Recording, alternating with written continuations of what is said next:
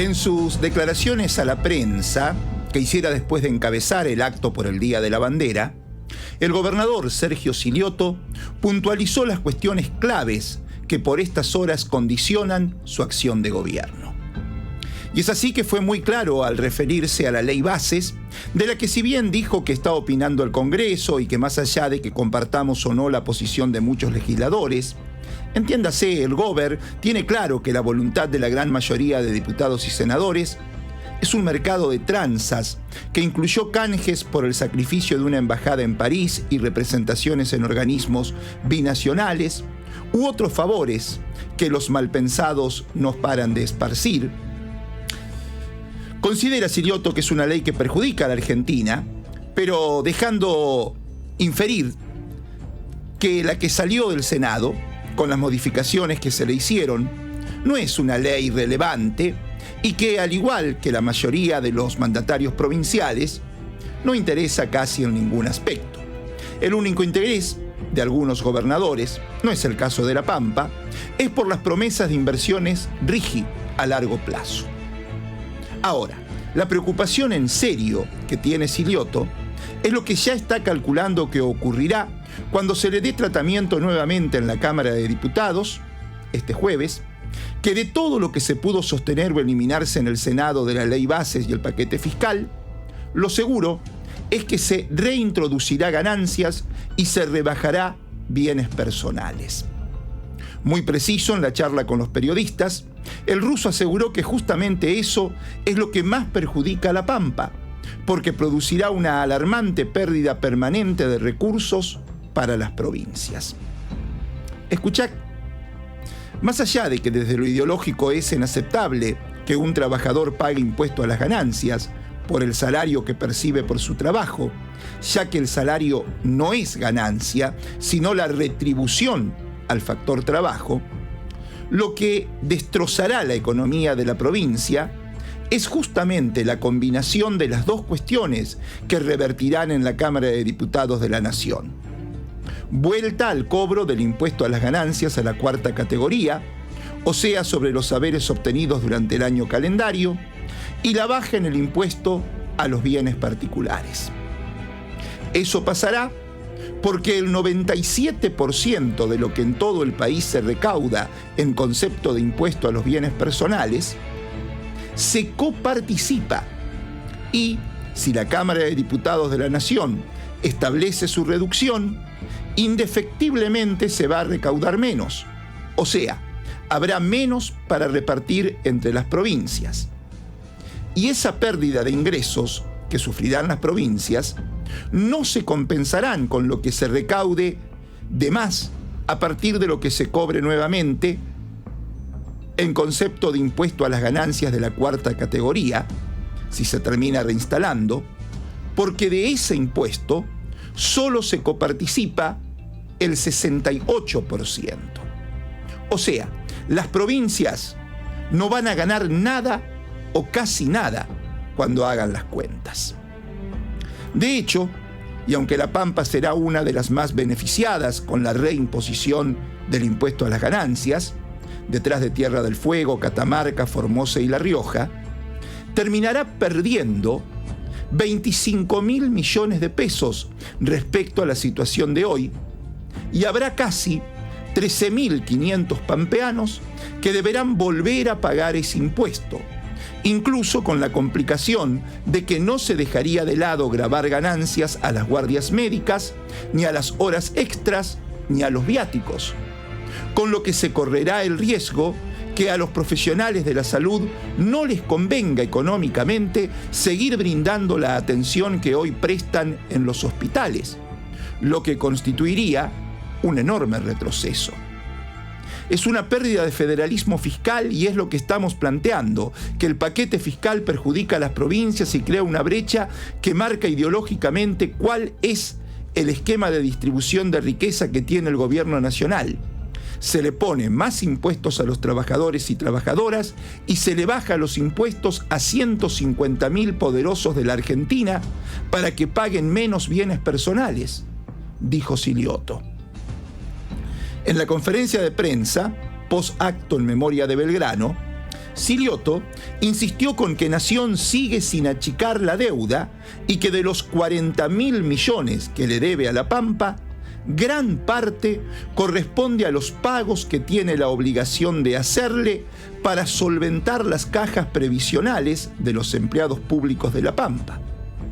Que el gobierno provincial tenga que suplir esos pagos con fondos propios genera un impacto financiero mayúsculo para las arcas de la provincia. De todos modos, y aunque ningún colega le haya preguntado por eso, el gobernador afrontó el intercambio con los periodistas con la tranquilidad que le daba el poder habido sortear la reunión paritaria que sus representantes tuvieron con los gremios estatales y docentes. Es para resaltar la estrategia del gobierno ante un panorama que 15 días atrás se le presentaba sumamente complejo, al punto que tanto la Intersindical como la UTELPA le habían puesto fecha a un paro que se levantó con la convocatoria paritaria, que se celebró el miércoles pasado y en la que el gobierno zafó vendiendo futuro.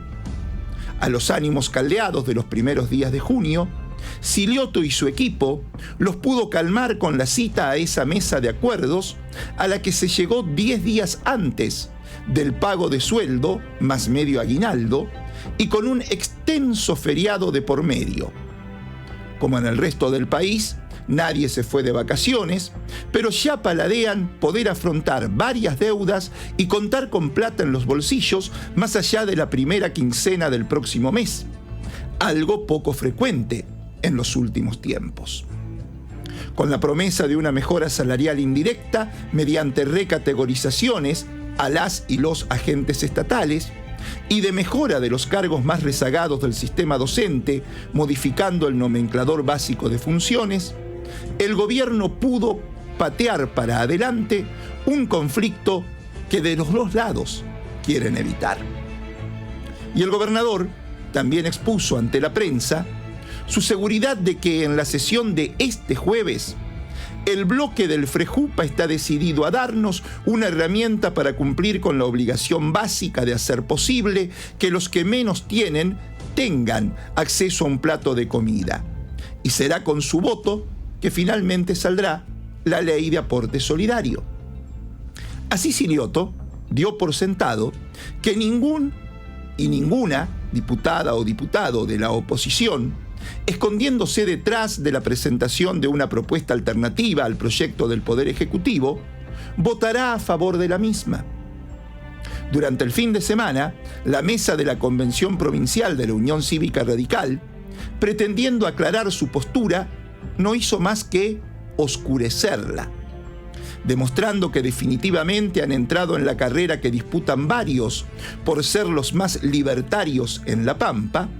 Los radicales emitieron un documento donde cargan culpas al kirchnerismo e instan a paralizar la obra pública y achicar el Estado para paliar el drama ocasionado por el gobierno nacional, al que llaman a imitar ya desde el título revelador de ese paper, en el que dicen que es hora de austeridad, como si fuera un mandato divino en este tiempo libertario. Exponen que el gobierno de Silioto se propondría terminar con la construcción del megaestadio, a lo que se niegan rotundamente. A ciencia cierta, solo ellos han hablado de esa posibilidad. Pero más allá de eso, es una barbaridad que se opongan a la creación de trabajo. Porque hoy por hoy, producto del ajuste de Milei, está destruido el valor de las empresas constructoras y parte del valor de esas empresas son los trabajadores, su habilidad para laborar en las mismas. Esas empresas, a las que se niegan los radicales que les sigan asignando obra pública, tienen su capital parado, pero no solo en términos de maquinarias, sino también en recursos humanos, que, como Milei, llamen a discontinuar la obra pública, es cancelar la posibilidad de que miles de pampeanos vuelvan a tener empleo. Al 7,4% subió la desocupación en La Pampa. Es de suponer que los de la Convención Radical lo saben, ¿no? Lo mismo cuando instan a suprimir reparticiones estatales. Los ha cautivado Milei con su grito de afuera, despegando de la pizarra los nombres de ministerios y secretarías. Ahora, ¿qué harían con los trabajadores de esas dependencias? Nada hace pensar que propongan algo distinto a lo que con ellos y ellas está haciendo Milei y que ingenuamente nadie pensó que se animaría a hacer. Y del mismo título también desnudan que los mueve la misma pretensión que tiene Milei para llevar adelante el ajuste más grande de la historia de la humanidad, como vive machacando. Los radicales y Milei quieren que los poderosos de siempre gocen de las ventajas del anarcocapitalismo. Si no hay Estado, no habrá quien les cobre impuestos. No más impuestos, dicen los radicales en su documento. Puntualmente se opondrán, junto al resto del arco opositor, a la ley de aporte solidario, sosteniendo que proponen un proyecto alternativo. Si el mismísimo Papa Francisco dice claramente que el capital tiene una función social y que por encima de todo está el derecho de todos los hombres a los bienes de la creación, decididamente no parece demasiado serio ese proyecto alternativo si excluyen de la obligatoriedad de ese aporte solidario a los propietarios de 5 propiedades, a los dueños de vehículos de alta gama, a la renta financiera, y en el que pareciera que no excluyen a los sueldos más altos del funcionariaje, porque les da vergüenza proponer que tampoco ellos aporten en forma extraordinaria. Definitivamente, la OPO no va a acompañar y ningún legislador será agredido por eso. Pero no será porque se los esté custodiando del modo que pidió la diputada Fonseca que la custodien. En todos estos días hubo que destinársele una oficial de policía en la legislatura para que la cuiden personalmente. En fin, claro que también Silioto, remarcando que la norma saldrá por la decisión del bloque Frejupa, reveló que finalmente algo se destrabó en el interior del partido gobernante para que así resulte. Porque genera demasiadas suspicacias que la iniciativa que mandó a principios de marzo, remarcando la urgencia con la que lo hacía, se la terminen sacando recién 4 meses después, solamente porque no se ponían de acuerdo en excluir del proyecto original a los empleados públicos como aportantes e incluir al casino como fuente de financiamiento. Dentro de exactamente un año, se estará cumpliendo el plazo de presentación de listas para las internas que definirán las candidaturas a senadores y diputados nacionales. Y urge para el peronismo poder zanjar sus diferencias intestinas, porque el precio de la derrota electoral que sufrió en el año 2021, cuando no supo o no pudo contentar a todos los sectores internos, lo ha pagado y sigue pagando carísimo. Que de 5 diputados nacionales, solo 2 sean peronistas y que de 3 senadores, 1 solo lo sea, ha dejado al gobierno de Silioto debilitado a la hora de la consideración que el presidente Milei hace de La Pampa en cuanto a la atención de sus demandas o a los reparos a la hora de evaluar hasta dónde ir con su ajuste sobre la provincia. Milei no ha necesitado de la anuencia del gobernador para contar con los votos que podía esperar de La Pampa en el Congreso. Macristas y radicales se los aportaron sin exigirle nada a cambio. Y la foto que hoy muestra el estado de situación es mucho más complejo para el oficialismo provincial que lo que era en el 2021.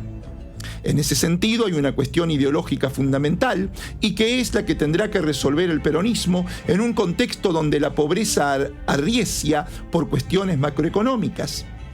El peronismo no defraudará únicamente si logra hacer en este marco lo que históricamente del peronismo se espera: sacar a los pobres de la pobreza, convertirlos en trabajadores y hacer que esos trabajadores vivan bien.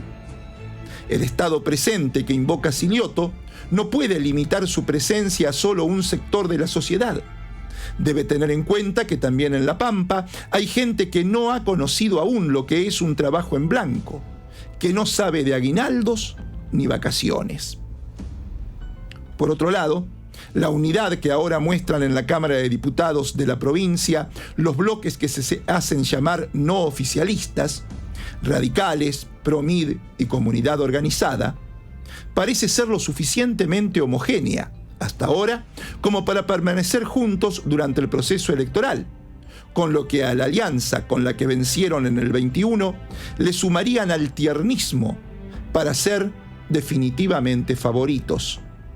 En la foto de hoy, quedando mucha película por correr hasta que lleguen las elecciones del año que viene, es así.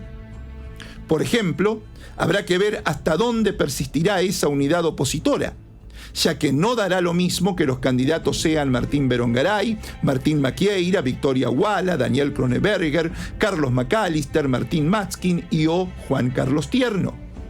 Y además, en poco tiempo, habrá otro factor que será gravitante. Dicen que Karina Milei ya está armando las candidaturas de La Libertad Avanza en todo el país y en algún momento pondrá su foco de atención en La Pampa, lo que complejizará aún más las elecciones para el peronismo. No será fácil que La Libertad Avanza se sume a la alianza no oficialista, pero con solo presentarse como un tercero en la discordia, en la foto de hoy daría por tierra con los planes peronistas de quedarse con 2 de las 3 bancas en diputados y con 2 de 3 escaños en senadores. La foto de hoy muestra que las 3 fuerzas, de haberlas, se quedarían con un legislador en diputados. Y si La Libertad Avanza no forma parte de la alianza opositora y va por afuera, quizás el peronismo consiga el objetivo de consagrar 2 senadores.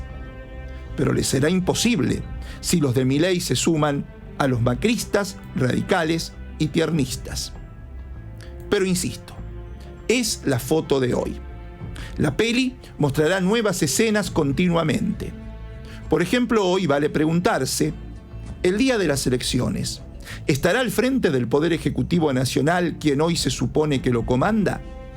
Asegurar eso después de lo ocurrido en la votación del Senado tras el forzado empate, si hubiera querido terminaban 37-35 y no 36-36, que le dio la posibilidad a la vicepresidenta de desigualar en el tema ley bases, es muy aventurado. La hija del represor Villarruel definitivamente ya está en campaña. Al día siguiente de aquella votación, ocupando el lugar del presidente que pareciera estar en continua diáspora, viajando al exterior casi todas las semanas, mandó desde el sillón de Rivadavia, que le tocaba ocupar, ese tuit en el que sentenciaba «Se terminó la anarquía en la Argentina». Y ella hacía de presidenta. Ese plan B está en marcha. Pero no será el único que se podrá encontrar en el escaparate de producirse una crisis de gobernabilidad. Por ejemplo, por más que ahora tenga la obligación de estar volando de palo a palo para defender la provincia de Buenos Aires como el bastión desde el cual proyectarse, Axel Kicillof claramente es la figura solitaria que asoma en el horizonte desde el peronismo. Y llegado ese momento, mucho cotizarán las buenas ondas que se prodigan el Kichi y el ruso.